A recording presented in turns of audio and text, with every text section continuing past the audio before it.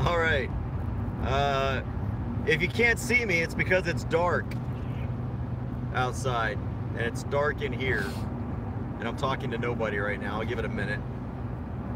Hey, look, CJ Grisham's live on YouTube right now.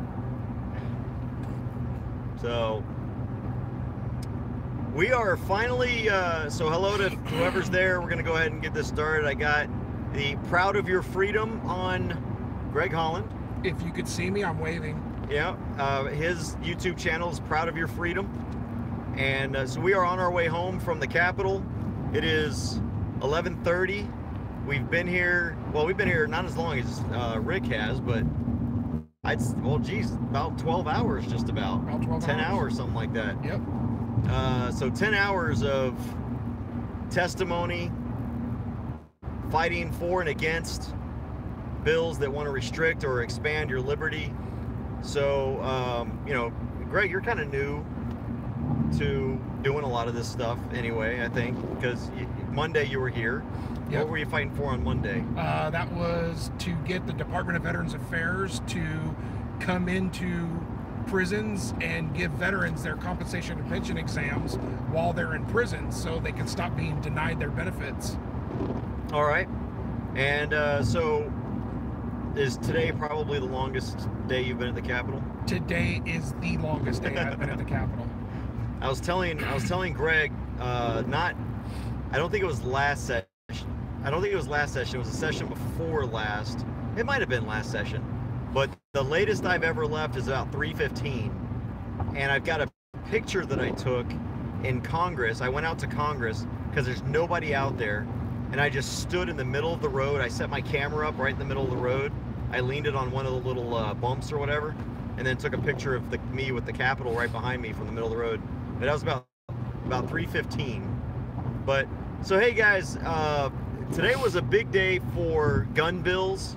It wasn't the most important day for gun bills, and I know you can't see me because it's dark, but that's kind of the point of this video, is to show you that it doesn't matter how late it is. We're going to go out, we're going to fight for liberty, and I'm going to defend gun rights to the greatest extent that I can. But even if I'm not able to be here, I want you to know that Open Carry Texas is at every single bill hearing that has anything even remotely to do with guns. And an example of that is there was a bill that had to do with SWAT and the use of SWAT and how these teams are utilized. And part of the bill, there's a little line in there that most gun groups did, well, actually almost all the gun groups didn't catch, because I think it was just us and the Gun Owners of America. Yeah, Gun Owners of America. Yes. So it was Open Carry Texas and Gun Owners of America were the only ones that that testified. But there's a line in there that says, just because someone has a gun, that is not a reason to use a SWAT action. And so it limits SWATs to only if there's a life in danger. And so even if there's a little bit of some sort of connection to gun rights, Open Carry Texas is going to be there. We've been there for education bills, we've been there for criminal justice bills, and so today there were a whole bunch of bills that were being heard, but the two most important ones, of course, were the two last ones. And I'm sure it wasn't intentional. well, and I'll say this, generally the way that Poncho and most of the chair, the way that they do these bills is, if you're on the committee and there's a bill in that committee that's going to be heard, it's generally heard at the end. So they let everyone else go first so that they can get onto their committees.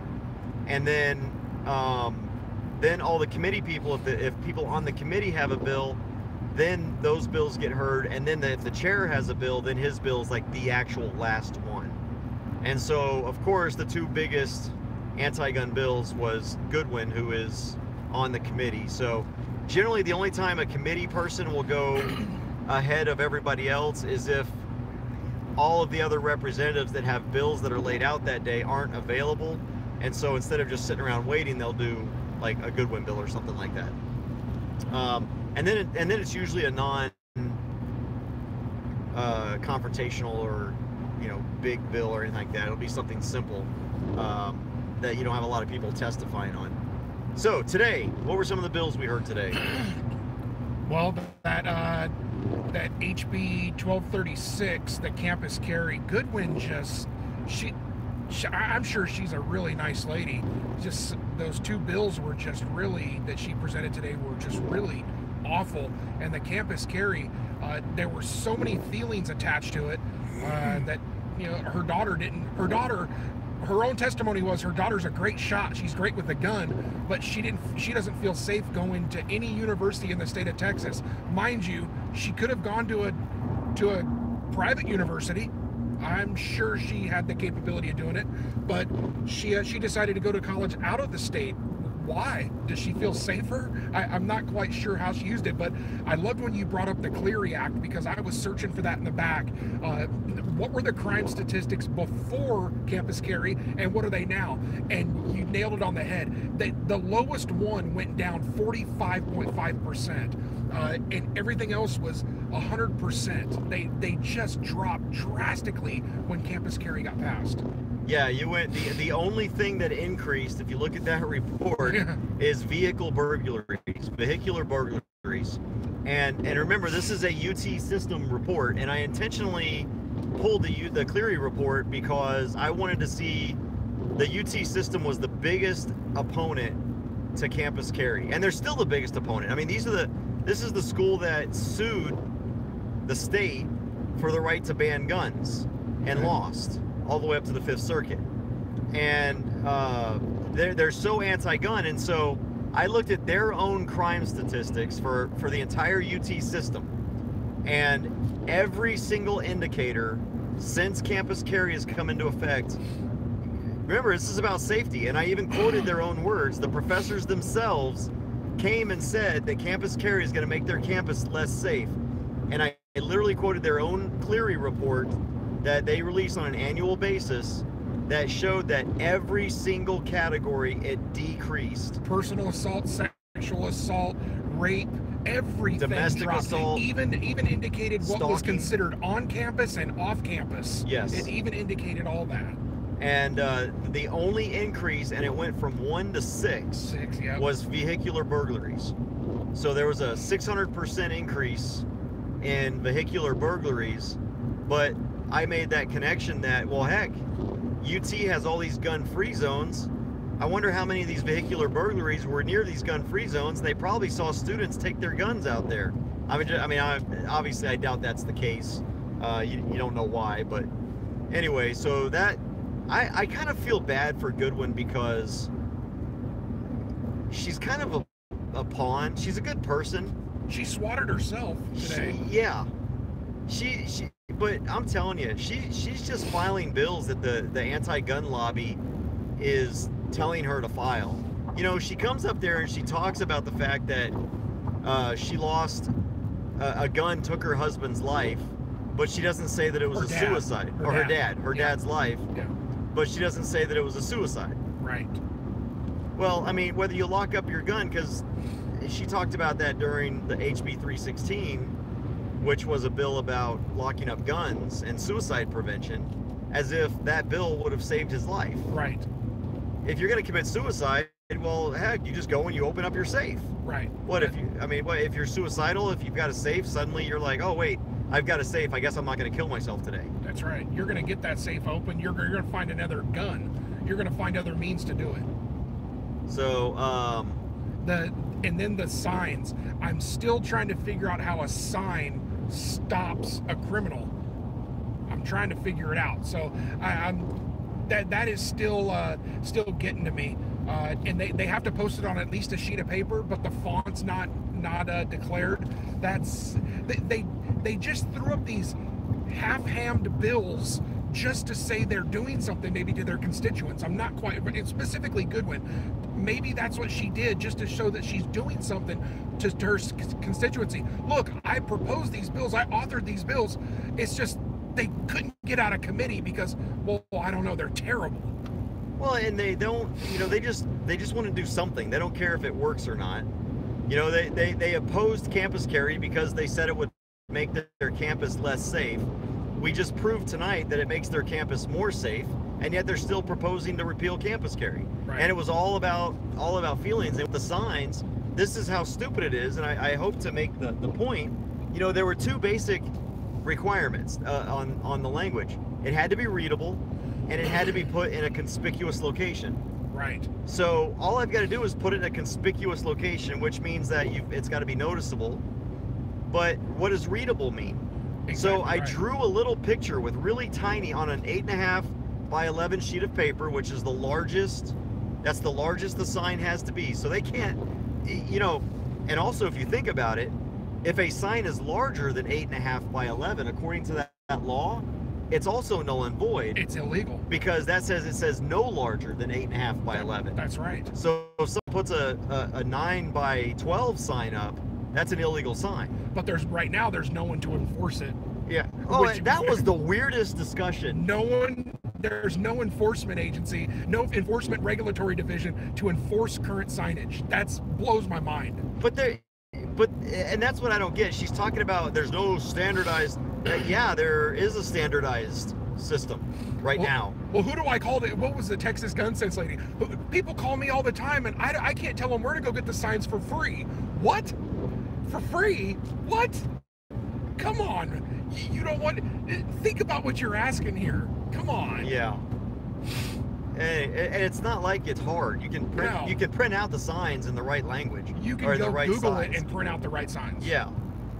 But then she's talking about the fact that, well, yeah, but you know, you look at, she shows this picture of all these different signs that people have, and there's no enforcement mechanism. But her bill 2280, House Bill 2280, doesn't have any enforcement mechanism. Nothing. But regardless, she's talking about standardization. We have standardization. She's talking about no enforcement. There's still no enforcement. That's right. Like, I didn't understand what the hell her argument was. Well, she wants to take away all the words and put up a gun with a line through it. Right. Well, how about we just do away with all signs, because criminals don't care. Just get rid of it. And this is what we were going to do, and we actually backed off from this because we're like, you know what, screw it. We're just going to oppose it. We're just going to, because I'm not even going to expend energy on this. But last session, actually, Navarez carried this bill. Yeah, he said it's failed a couple times. We went to Navarez last session, and we said, hey, look, Pancho, we would like to support your bill. We support this. However, the only way we're going to support, and this is why me and the TSRA don't get along, by the way, but the only way that we will support this is if you remove the criminal penalty. So in other words, look, I'll get rid of the we'll agree to get rid of the 30-6 and 7 signs. If a business doesn't want guns, they should be able to just put up a gun.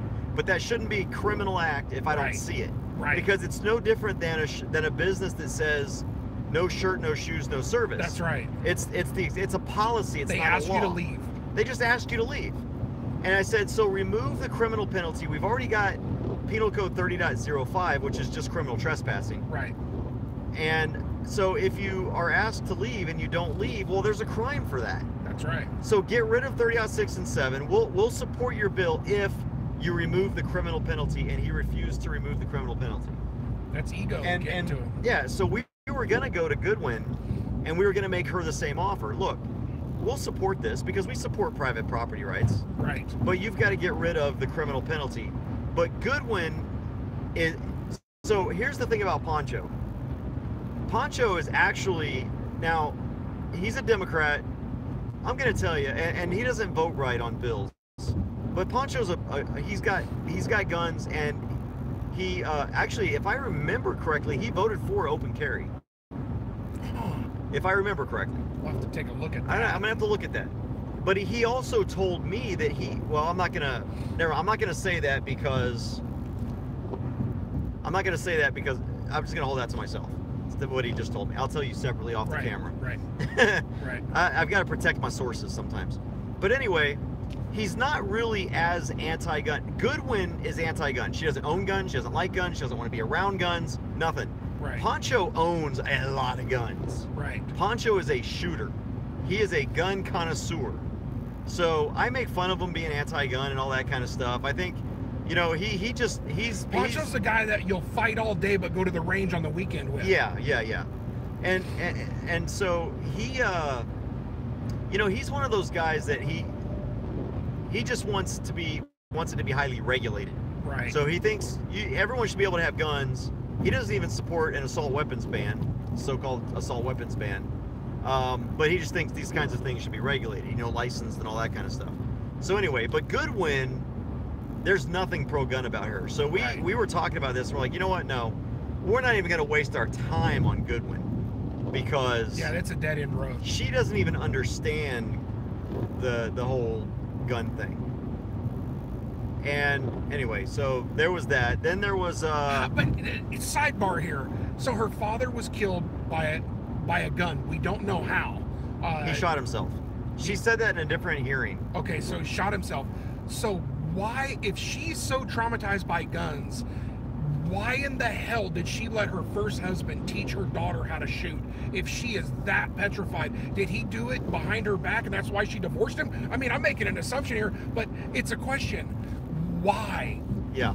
I mean, you would think to kind of desensitize her to it, like, hey, Amy, whatever her daughter's name is, man, she's a crack shot, man. You know, maybe they're not that bad. They can be used as a tool for defense, but you know, Goodwin, that's hardcore Democrat for you, man. And then there was one guy, man. I wish I could have gotten up a little quicker after him. So this guy gets up and he's a professor, and he's opposing this campus carry bill, and he talks about a guy that got caught with some guns in Connecticut. And caused the school lockdown for hours. And I went and I looked up this story because I'm like, what are you talking about? So this student in Connecticut, he's an Asian guy. I don't know. What was that, 2007? Was it 7 or 9? Anyway, yeah, somewhere back then. But so he goes to this Connecticut university. He's got 2 handguns and a rifle. He gets caught, gets in trouble. He's charged with unlawful possession of an assault weapon, because I guess those guns were illegal. In other words, an AR-15, I think, and also illegal possession for having a weapon on a prohibited place. Because guess what? Nowhere in Connecticut, even though the law, there's no law in Connecticut that allows you to have guns on campus. There's no law that bans you, but no university allows it, and so. You cannot, there is no campus carry in Connecticut.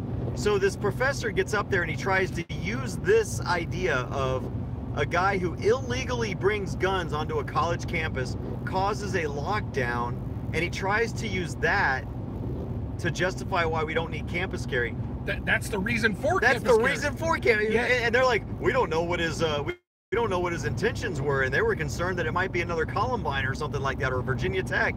Well, by golly, what if that was his intention? He didn't even realize he testified for or against Goodwin's bill. He said he was for. No, thank you for your testimony, but you just helped the gun rights activists here. So I just thought I'd bring some facts into the. Oh, so tell them about tampon. Oh my gosh, actually, I don't remember. I was laughing my butt off. So what was the reference? So tampon. The context. I forgot the context. So the tampon guy was what did he say? He said something about being embarrassed going in to buy tampons. It was about guns. Being embarrassed to carry a gun. Being embarrassed to carry a gun. He used to be afraid of guns. And, yes. Yeah. But it's his choice whether he wants to carry or not. Like today, he wasn't carrying, but he felt safe because so many people were carrying, and whether we were open carrying or he knew people were probably concealed carrying, he felt safe, but it was his choice. Let it be the individual, the citizen's choice. So then he says, you know, it's like tampons, you know, when you first get married or whatever, and your girlfriend or whatever tells you to go out and get some tampons, it's like an embarrassing thing to do, to be seen with tampons.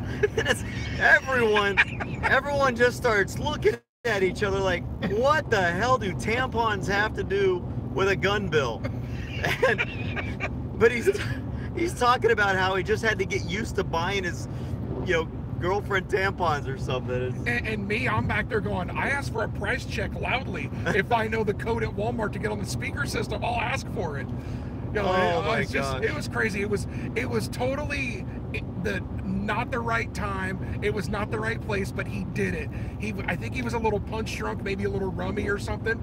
He just said it. It was maybe like 10:30. Yeah, it just slipped out. Yeah, we were 14 hours into a 15-hour hearing at that point.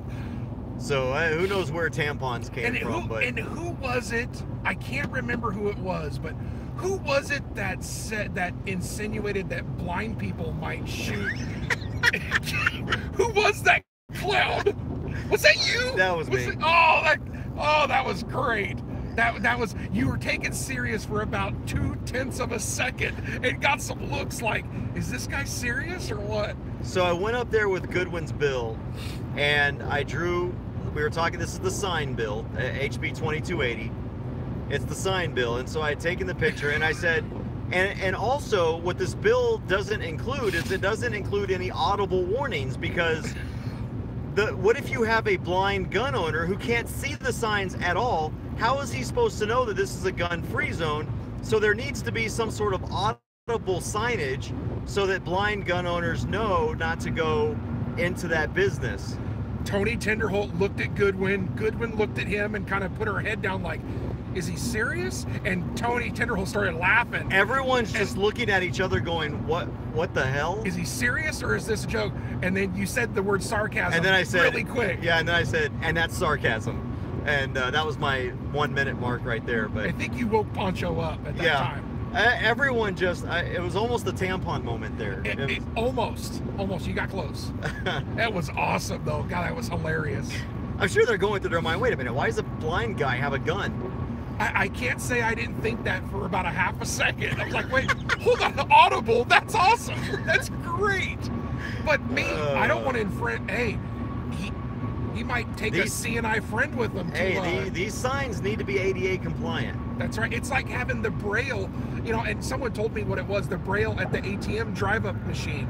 It's like that. Yeah. Or is a blind person really driving themselves to the ATM? I mean, come on now. But I know what it's for, just for feel for that sensory. But it's like, hey, let's put them audible, man. Like HEB, they put those 30-07 signs on the lowest part of the sliding door, but they put it in front of the Auto Trader, and then the other door slides in front of it, and it's very obscure. Yeah, and it's also on like a tinted window, and so it's hard to see. And if it's not a tinted window, it's white lettering on a clear glass door against a very shiny, might I say, to the custodial arts engineers at HEB, a very shiny floor. You can't see it. So that's why I go into HEB open carrying all the time in Belton, and I've never been told anything. I used to go in there concealing, and I'm like, oh, let's just test it out. Open carry, no one says anything. I've open carried in HEB a couple times, because if I don't see the sign when I go in because the door's open or it's obstructed, I just go in. Yeah, sometimes they'll lock the doors open if it's that time of the month. I don't know if they took the sign down or not. You know, and I'm not gonna move stuff to see if the sign is still up. Nope. And so today was a good day. Today's a good day because yes, it's a long day. Yes, it's tiresome. Back's killing me, butt's killing me, legs are killing me. But what's the alternative to it? You lose your rights. Yeah. And there's not a lot of fighting to get them back. So there's going to be a lot of pissed off people. But who else is going to do it if you're not going to do it? That's what I used to ask all the time. Well, I don't have time to do it. Well, if not me, who? Yeah. You just gotta, you got a few hours of leave banked up at, figure out a day that you want to go, or like, hey, during this session, I'm going to go, whenever they put out the call, we really need people for, X day, just make it. And if you can't stay the whole day, that's fine. Go register. Yeah. That kiosk, first it gets a little overbearing. It's like, oh man, how do you do that? That is the easiest thing ever. If you ever operated an iPad, that's all it is. And it's like 4 clicks. And if you're already registered in the system, all you got to do is log in and hit 3 buttons and you're done. And by the way, just so you know, and I guess my audience knows here, little inside baseball here, we outnumbered them almost 4-1. Yes. On the registrations. Yes, and the one Texas Gun Sense and the one Moms Demand Action, there were only 2 ladies left, and at the end of the night, you went up to them and thanked them for, even though they brought opposing views, thanked them for staying the entire time. Yeah, for standing up for their cause. Absolutely. Even though it's a lunatic cause, what we think they're just completely off base. The one lady did say from Texas Gun Sense, we both have the same mission, safety, in mind. We just have different avenues to go about it. Yeah. And there's nothing wrong with that. Nothing wrong with that at all. I will say that the Gun Sense lady, she did not read from a script. The Mad Mommy, yeah, she read from a script every single time she got up, and she had to haul butt through that script because she could not make it all the way through. The Texas Gun Sense people, I mean, as much as I disagree with both of them because they're just so way wrong, at least they don't parrot each other. Right. The Texas Gun Sense people, they go and they speak from their heart. I mean, their heart is black and evil, but they speak from their heart. The Mad Mommies go in there, they just read from a script. They do.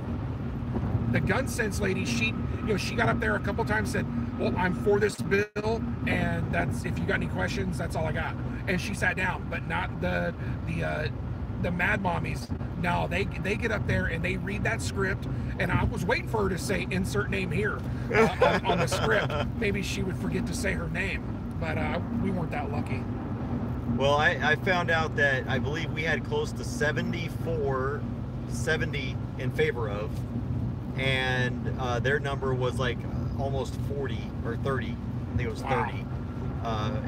Basically, that was the split. 70-30 was kind of the split for registrations. Usually it's completely opposite, and way opposite. Yeah. As we saw whenever we went to the Capitol that day and went into the house, in the chambers up above, when they started flowing in, when you got cussed out by that lady, or you were told you were called a name that day when we all booed, and you were called trash. That's right. And then luckily that's white trash to you. Supergirl stood up for you. You know, our wives are great, man. I know at the Beto rally the other day, man, some lady got up in my face, and Tracy, she was open carrying for the first time, so she was empowered big time. She got right in between me and that lady. What the hell am I gonna say, man? Heck, I ain't saying anything. You done screwed up now. You got my woman in your face. That's right. And then some other woman got in her face whenever AJ and I were on the other side of the stage. But turns out it was a guy in skinny jeans. But I went ahead and misgendered him whenever I went up to him and saw he had hearing aids and felt bad for him. And I just saw, man, I'm really sorry, ma'am. Did you get in that lady's face over there, ma'am? I was just giving him a hard time, but he was harmless. We'll see if there's any. I'm gonna let you read this. See if there's any questions or anything that we need to address there. They can't see your face anyway. Let's see what we got. So, matter of fact, I'm gonna do this. Do I need to? Here, let's do this. Yeah, turn the light up. There we go. Then just swipe it up. Yeah. There we go. Hey, there we go. Justin Pulliam, working on a full report. All right. Let's see.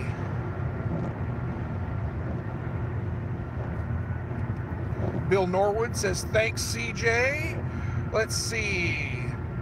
Carolina and Fort Worth. I hate my job, everyone. That sucks, Carolina. What, are you at work or something? Yeah, are you at work? Are you at work, Carolina? What do you do, Carolina? We got to know what you do. If you say male exotic dancer, then we're going to go ahead and just cut this feed. They're just going to keep, CJ, they're just going to keep going until we become Nazi Germany. Not if we can help it. Yeah, and that's from West Central Indiana, CW. Remember the Alamo? Absolutely, Bill. Heck yeah. Can't give up. Alamo was yesterday. Bill Norwood loves animals. Let's go back up here. Let's go see where we started here, see if there were any earlier questions. Good morning from Florida. Yeah, you got us on the morning there.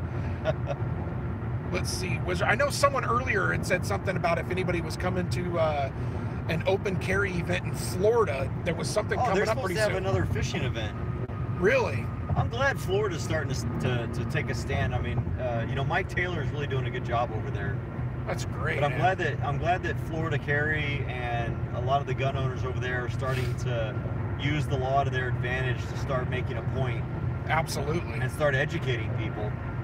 And Sean Bassey, majority of gun owners are law-abiding honest citizens.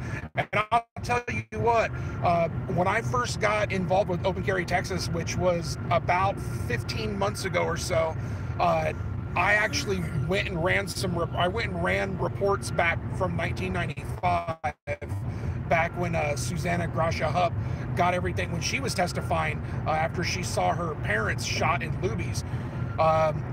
And I ran the numbers, and concealed carry holders are responsible for 0.026% of all convictions in the state.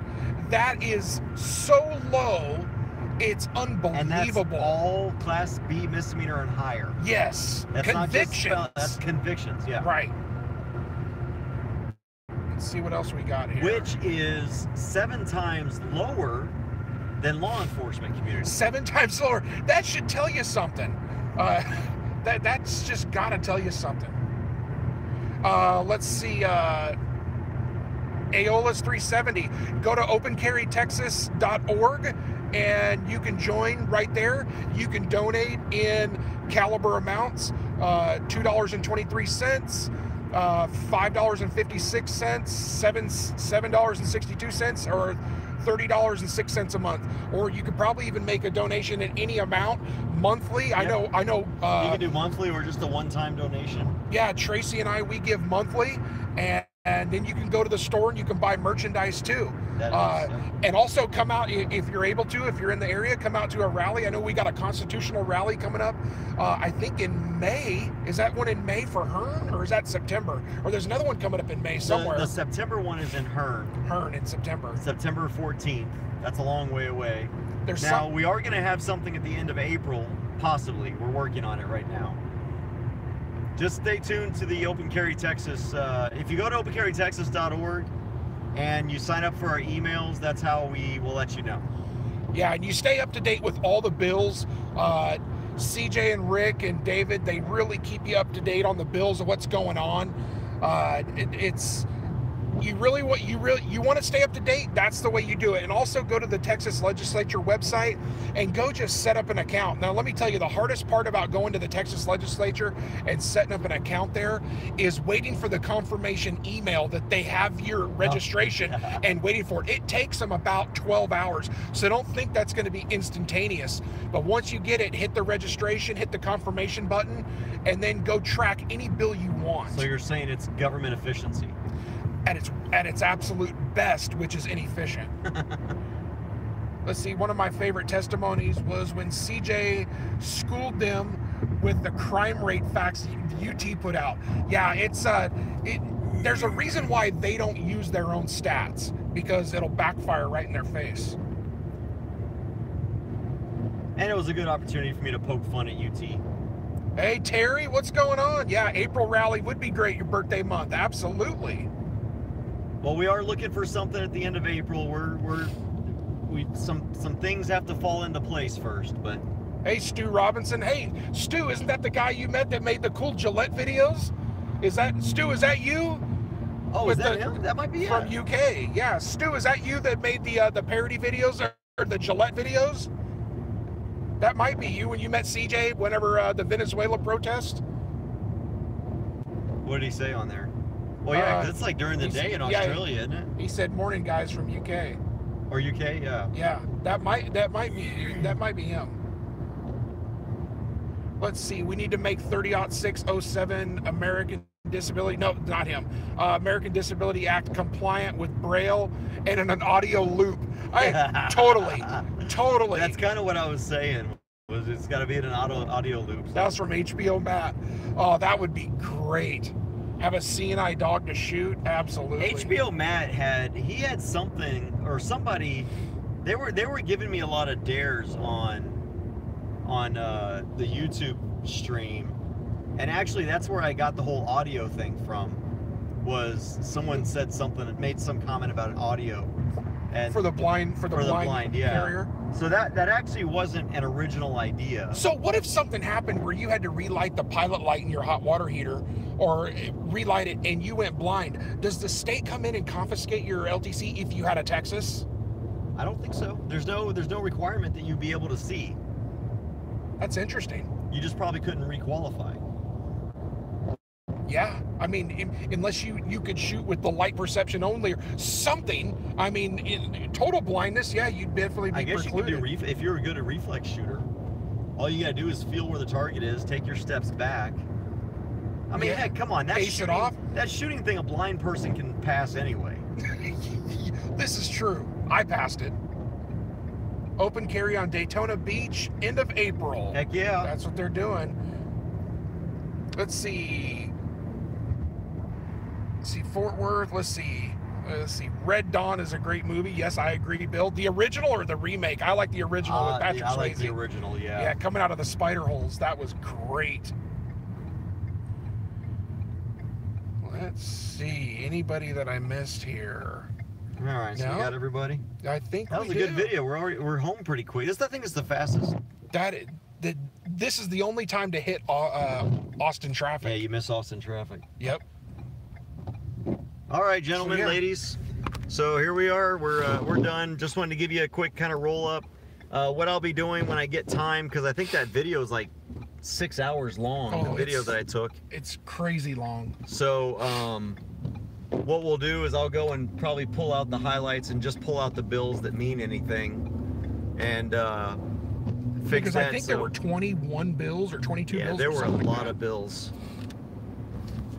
But there are a lot of good bills today. I mean, the SWAT team bill, the bill about the open carry in the vehicle. And Marvin Guy will be in jail May 14th for 5 years. And so it's coming up on his 5th year anniversary. And I don't know if I told you, I was in the jail not too long ago, and I just happened to be leaving from seeing veterans, and I looked over in the attorney room and I saw his worthless lump of coal attorney with him, and Marvin was in a wheelchair. So he's not doing good at all.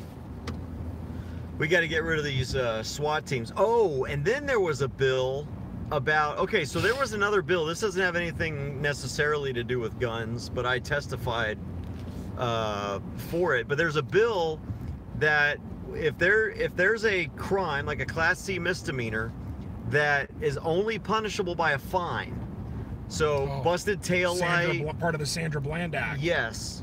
So if it's a so-called crime that's only punishable by a fine, they can't send you to jail. They can't arrest you for that. This is a great bill because no one needs to be going to jail for a busted taillight or not using a blinker. Or well, who would be the one in favor of that?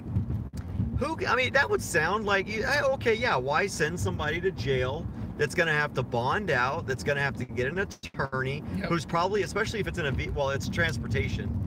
So if your car is on the side of the road and they take you to jail, guess what's happening to your car? It's getting towed, and that tow is going to cost more than the ticket would as well. Who could possibly oppose a bill that would hear ticket and it's not an arrestable offense? I don't know. Maybe the law enforcement lobby? Yeah, Cleat. And they got like you, Terry Holcomb. They could not believe what they heard from Cleat. I went up there. I had testified in favor of the bill, but I had registered in favor of the bill, but I was not going to testify. And why is this guy going so slow? And I was not going to testify. And then Cleat got up there, and I was able to use my $5 word, vociferous, because I had to thank Cleat for making me vociferously support the bill instead of just register in support of the bill, because just like, Cleat comes up there and says, this is just another tool in our toolbox, and you're taking away a tool. Because someone makes the hair stand up on the back of my head and I have a bad feeling, it gives me the opportunity to hold him there for a little bit to find out if this is a bad person or not. Well, then he starts mouthing off to you, and then you want to put the boots to him and take him to the clink. No. Yeah. No. because your fragile ego has been shattered. because of a broken taillight or a blinker he didn't use. Right. Jeez. So of course I had to go up there. I can't stand Cleet. I hate Cleet with a passion.